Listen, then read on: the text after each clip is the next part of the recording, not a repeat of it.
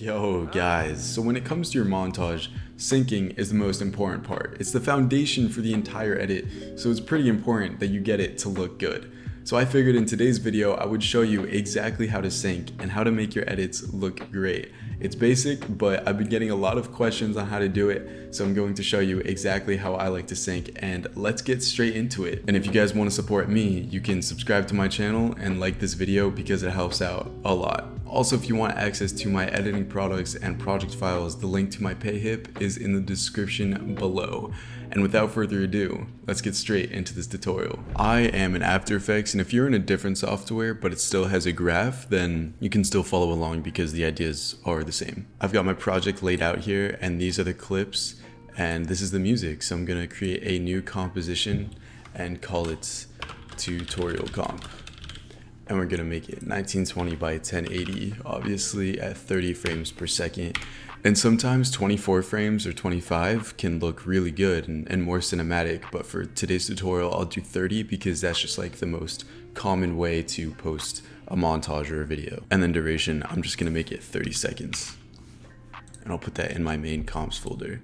Alright, here's the thing about syncing, guys. It highly depends on the song and kinds of clips that you're using. So these things are prone to change a lot. It's not just going to be the same structure every single time. You know, there's going to be a lot of differences depending on what clips and song you're using. That being said, the overall pattern is the same, which is what I'm going to show for you guys. Okay, before we look at the clips, we want to insert the song and make sure that we have the right beats to sync to. So I'm going to import the song and click LL on that layer. Now you can see the waveforms. Now my first clip is going to start when this main beat kicks in. So click this little tag here to add some markers and do that on these beats here, because those are going to be our reference points to sync to. Alright, I have 11 markers in here just for us to start with. So this first clip is actually someone from my Discord server, which if you guys want to join, because it's pretty awesome, the link is in the description below. We do YouTube videos, there's awesome people. And this is the clip that we're going to use from. Import that, and the important thing here, it doesn't matter about the length of the clip and everything because we can adjust all of that. The most important thing is that on the frame of your impact, when the weapon is shooting for the kill, is exactly on the frame of the beat that you want the kill to happen on. So marker 10 is my impact beat in this case, so I'm going to right click, go to settings, and rename it to impact. And make the label magenta, fuchsia, whatever. And then now it's making sure that on this frame, I am definitely having my impact happen. Impact definitely has the frame of the shot, so that's perfect. And I'm gonna start the clip from, in this case, I'm gonna start the clip when the first marker comes in, which is when the beat of the song comes in. And then feel free to end the clip wherever, it doesn't really matter, just cut it off. So let's see how it matches up with the song.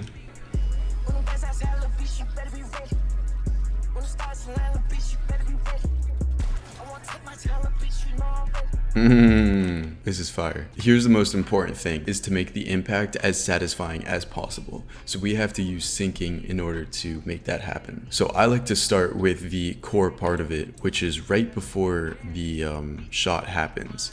So I'm going to cut the clip on the impact here. And then I want to slow it down before the shot. And then right when the shot happens, it happens fast, and then it's slow-mo.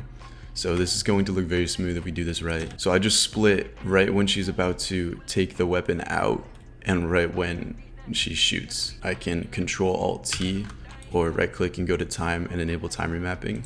And I just want to add time remap keyframes on the beginning and end of that layer. So this is the pull out clip, and then this is the impact clip. And we want to do the same thing for the impact clip. So Control Alt T and set keyframes for the time remap on the beginning and end. Now before I show you exactly how I like to sync this, I'm first going to explain Graph Editor and how time remap works. So if you want to skip straight to the syncing part, click this timestamp in the bottom of the screen and I'll see you there. So here's how time remap works. This is a point in time and this keyframe is a point in time. So that means if I take this point in time and make it earlier, I'm stretching out the time between those two points in time. And as a result, it's going to be much slower now. And then if I make less space between these two keyframes, then they're going to move faster because there's less time between them. So if I wanted to add more effects before the impact, I could actually scoot this first keyframe back and make it even slower, and also move that first clip back with it. So now I have a longer pre-impact and everything else is also lined up. But for this case, I think we can keep it on this marker and just leave it the way it was. So now I'm gonna select these two keyframes and open up the graph. So this is speed graph. I'm gonna right click and go to value graph.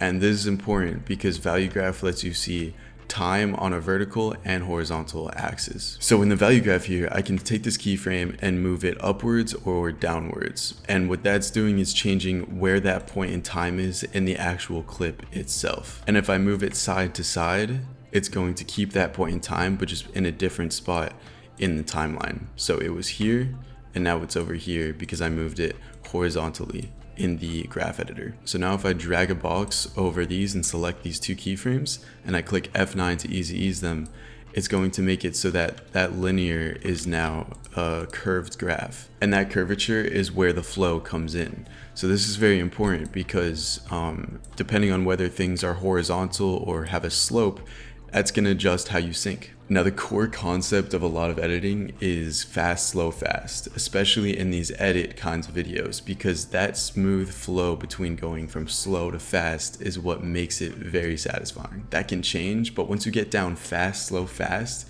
it'll be the foundation for when you start messing around with that pattern in different ways. So that might not make sense, but I'll show you right now. So automatically when we easy ease our graph, it gives us this graph of a slow horizontal line along with a slope and then another horizontal line. Now the horizontal line means that on the first frame versus one of the next few frames, there's barely any change in the time. Meanwhile, if we go to the middle and then go forward a few frames, we've already traveled a few frames through. So that means to make it fast, we need a slope, and the steeper it is, the faster it's going to be. So for example, this just created a steep slope. And this slope means that it's very fast because we're traveling a lot of frames in a short amount of time. But if we wanted the clip to be really slow for some reason, then it would be a line like this, because now if I go forward, it's barely moving at all because the line is so horizontal. So we want fast to start with because we want fast, slow, fast. And we want it to start with fast by having this steep slope. And we want it to end with fast by also having a steep slope. And by making the start fast and the end fast, we're getting a slow middle. So we have a steep slope, a pretty horizontal line in the middle, and then a steep slope. So as long as you take the beginning handle and the end handle and just drag them to be steep, then you'll get fast, slow, fast curvature. And that's going to result in very smooth editing. So once you know how to do that, then you can mess around with different ways of adjusting this graph. So in this case, we want the clip to slow down a lot before the impact. So we actually want it to end with a horizontal slope because we want it to just come up and then slow down a lot, like what's gonna happen, and then impact. So we're gonna take this second keyframe and make sure it has a horizontal slope. And then since this is very frame droppy right here, we're going to click on this icon and double click it to enable frame blending, which if you can't see, you can go to toggle switches and modes in the bottom left here and just make sure that's on and make sure frame blending is on. So now it's very smooth. And if we open up this keyframe and open up the graph editor, we can slide this down vertically, because if you look in the preview here, if it's a little too high, then the fire from the bullet starts coming out way too early. Okay, sweet. So this is our graph right before the impact. So we usually do a fast, slow, fast kind of graph, but in this case, because it's about to be an impact, we want it to be fast, super slow, and then on the impact, we want it to be the same thing. So we're going to select these two keyframes and easy ease them, open up the graph editor, and since the gun is being shot right here, we want it to be super fast and then slow down.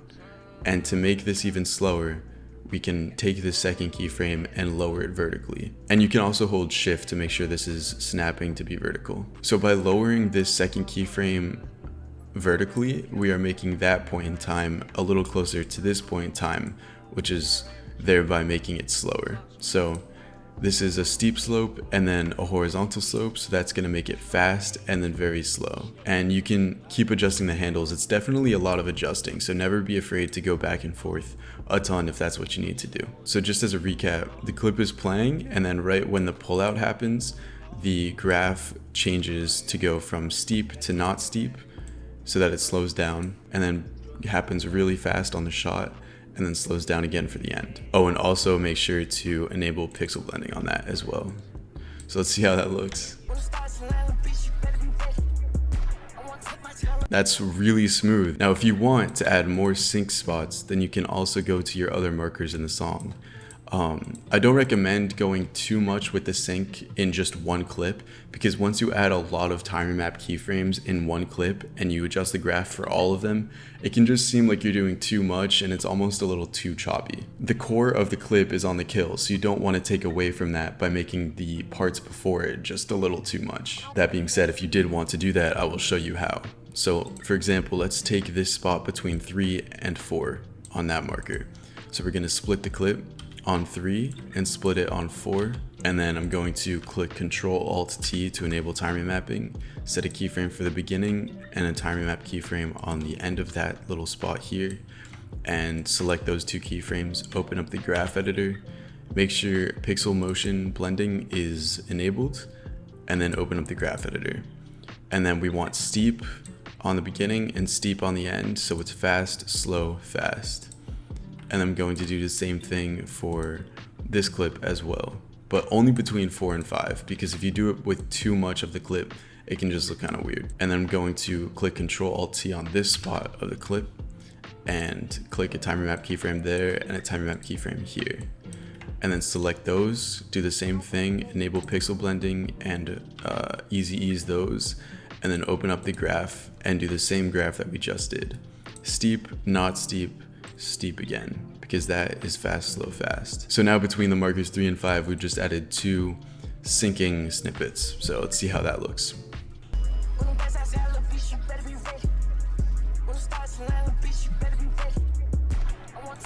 Yo, that's actually looking fire. I think we can actually get away with it again if we do this between 7 and 8. And notice how I'm not doing it between every single marker. You can if you want, but in my case, sometimes I just don't like to sync to every single marker. So I'm going to select this clip here that I just split and Ctrl-Alt-C again. And then I'm going to set a timer map keyframe on the first spot, timer map keyframe on the end spot, select both of them, enable pixel blending and easy ease those keyframes, and then just like we did before, steep, not steep, and then steep again. So let's see how this looks.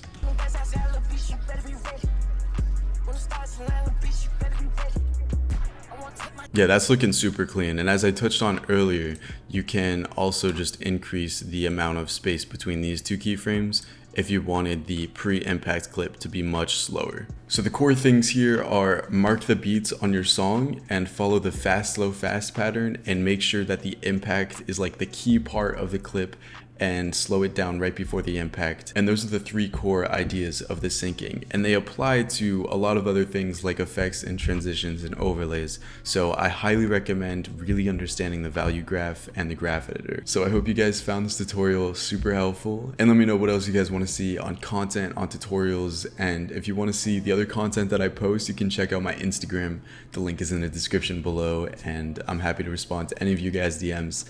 And I love you all so much, and I hope you have a wonderful rest of your day, and stay cozy, stay comfy, and stay hydrated. Peace.